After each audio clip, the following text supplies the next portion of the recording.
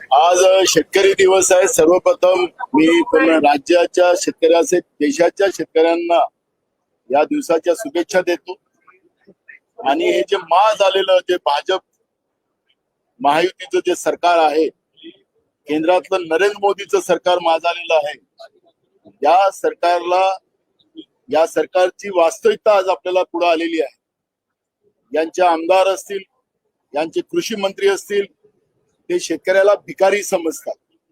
शेतकऱ्यांच्या बायकोचे कपडे हे घेऊन देतात, चड्डी बन्यानापासून तर चप्पल पासून हे घेऊन देतात. म्हणजे 2014च्या पहिले हा लोणीकर हा उघडाच फिरत होता, फक्त 2 बायका होतात त्याला. अशा पद्धतीचं आता चित्र दिसते आम्हाला. आणि जो शेतकऱ्यांच्या बद्दल बोलेल त्याला निलंबित करायचं सभागृहातून, आणि जे शेतकऱ्याच्या विरोधात बोलतात, शेतकऱ्यांची चेष्टा करतात, त्यांना सन्मानानं वागवतात, अशा पद्धतीचे हे सरकार आहे. भाजप हे शेतकरी विरोधी आहे. आज महाराष्ट्रामध्ये अवकाळी पावसामुळे शेतकरी उद्ध्वस्त झालेला आहे. पिकं नाहीशी झालेली आहे. शेतीचा हंगामाला शेतकऱ्यांजवळ पैसे नाहीत. घेतलेलं जे धान्य होतं त्याचे पैसे अजूनपर्यंत शेतकऱ्यांनी दिले नाही. बोनस देण्याचं आश्वासन दिलं, ते बोनस शेतकऱ्यांना देत नाही. कर्जमाफी करण्याची भूमिका या लोकांनी मांडली होती, कर्जमाफी करायला तयार नाही. आणि पीक विमा सुद्धा बंद करून टाकला. शेतकरी विरोधी जे सरकार आहे, हे सरकार जेवढं आमच्या शेतकऱ्यांना अपमानित करेल तर हे आम्ही सहन करणार नाही. सरकारच्या विरोधात आम्ही रोज आवाज उचलू. एक दिवस नाही, रोज निलंबित केलं तरी आम्ही थांबणार नाही. उद्या पुन्हा आम्ही शेतकऱ्यांचे प्रश्न मांडू, जिथपर्यंत लोणीकर आणि राज्याचे कृषी मंत्री यांच्यावर कारवाई होत नाही आणि राज्याच्या मुख्यमंत्र्यांनी शेतकऱ्यांची माफी मागितल्याशिवाय आम्ही लोक आता शांत बसणार नाही. शेतकऱ्यांचा अपमान आम्ही अजिबात सहन करणार नाही. या पद्धतीची आमची भूमिका आहे. रोज आता हा विषय आम्ही मांडू. रोज अध्यक्षाच्या माध्यमातून त्यांना आम्हाला निलंबित करायचं असेल तर करा, आणि या प्रश्नाला आता आम्ही मागं पडणार नाही. शेतकऱ्यांची कर्जमाफी असेल, अवकाळी पावसाचे पैसे असतील, शेतकऱ्यांच्या शेतीमालाचे प्रश्न असतील, हे घेतल्याशिवाय आता या सभागृहामध्ये आम्ही शांत बसणार नाही, अशी भूमिका आता आमची आहे.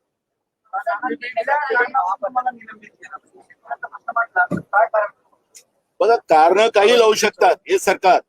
या सरकारमध्ये थोडी दमक असती.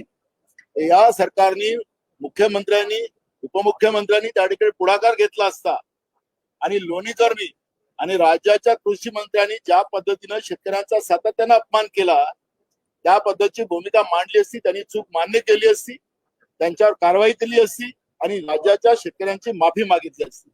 पण राज्याचा मुख्यमंत्री, मी अध्यक्षाच्या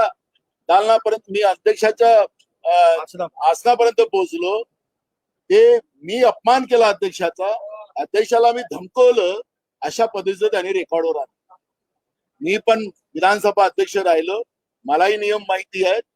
पण अध्यक्ष ज्यावेळेस जनतेच्या प्रश्नाकडे दुर्लक्ष करते, विरोधकांचा आवाज दाबतो, त्यावेळेस विरोधकांना ही भूमिका घ्यावं लागते.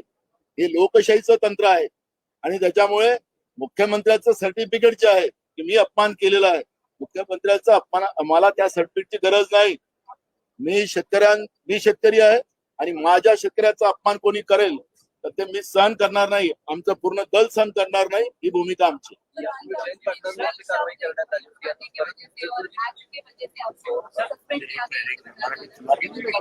मराठी संपू द्या. असं आहे, असं एक मुख्यमंत्र्यांनी असं आहे की डायस वरती म्हणजे अध्यक्षांपर्यंत पोहोचण्याचा काय विधान भवनातला पहिला प्रकार आहे का? आत्ताचे जे सत्ताधारी आहेत ते विरोधी पक्ष असताना विधिमंडळाच्या म्हणजे विधानसभेच्या अध्यक्षाच्या आसनापर्यंत जाऊन किती धिंगाणा घालायचे. नाना तर फार लांब होते, नाना अध्यक्षांपासून फार लांब होते, आणि ते एकटेच होते. आम्ही तर अख्खी झुंड अध्यक्षांना घेरलेली बघितली, अख्खी झुंड, म्हणजे आत्ताचे सत्ताधारी विरोधी पक्षात असताना. त्यामुळे आकसाने आपल्या अंगावर हे सगळं प्रकरण येत आहे असं म्हणून सत्ताधारी प्लॅन करून नानाला बाहेर घालवणार असतील तर ते आम्हाला मान्य नाही. हा कुठलाही लोकशाही संकेत न पाळता लोकशाहीचे सगळे संकेत पायदळीत उडवले जात आहेत हे करणं हे लोकशाहीला न शोभणार होतं. त्यांचा अधिकार आहे. लोकशाहीने त्यांना दिलेला हा अधिकार आहे. आतमध्ये आंदोलन करण्याचे वेगवेगळे प्रकार आहेत आणि त्या प्रकारातनं जर नानांनी पाऊल उचललं असेल तर आम्ही सगळे त्याचं समर्थन करतो. सर हिंदी में बताइए, संवैधानिक शब्द यूज करने की वजह से और एक्ट की वजह से आपको असंवैधानिक क्या हो? इस तरह से अगर बीजेपी के एमएलए और उनके मंत्री, कृषि मंत्री, अगर मोदी किसानों का बाप है इस तरह कहते हैं तो मोदी किसानों का बाप नहीं हो सकता, मोदी इनका बाप हो सकता है. तो जिस तरह से अपमानित किसानों को किया जा रहा है, क्या सत्ता में ये लोग इसके लिए आए? किसानों को अपमानित करने के लिए, किसानों को आत्महत्या करवाने के लिए आए? तो इससे असंवैधानिक क्या हो सकता है? और मोदी इनका बाप हो सकता है. मोदी हमारे किसानों का बाप नहीं हो सकता.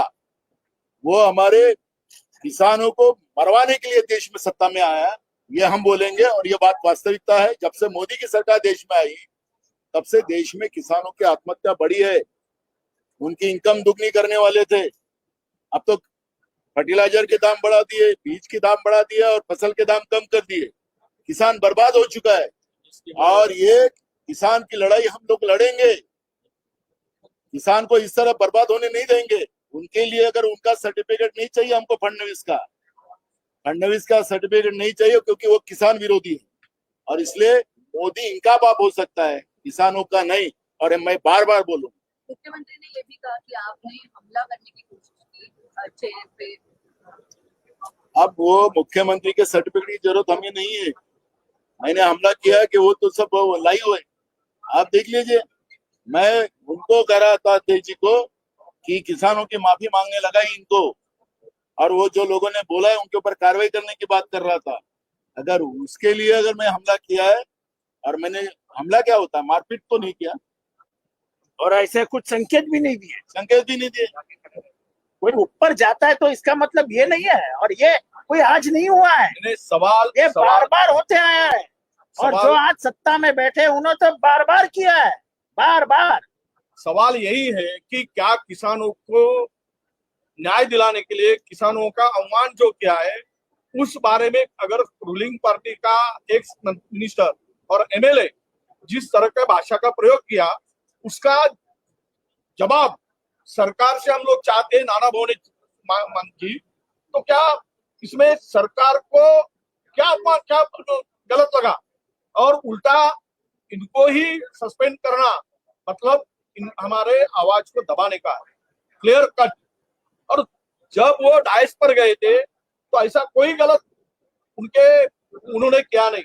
उन्होंने अध्यक्ष जी से यही पूछा स्पीकर से कि किसानों के लिए हमें ये आप सरकार को कहो कि किसान के लिए जो आपत्तिजनक टिप्पणी की है उससे माफी मांगे, सरकार माफी मांगे, मुख्यमंत्री माफी मांगे. यही कहा. इससे क्या बड़ा बात हो गई तो सस्पेंड करने की बात होगी. इसका मतलब यही है जो किसानों की आवाज उठाएगा उसको हम हाउस में बैठने नहीं देंगे, उनके ऊपर कार्रवाई करेंगे. ये सरकार की मंशा है और इसलिए नाना भाऊ को सस्पेंड किया है. Okay, thank you.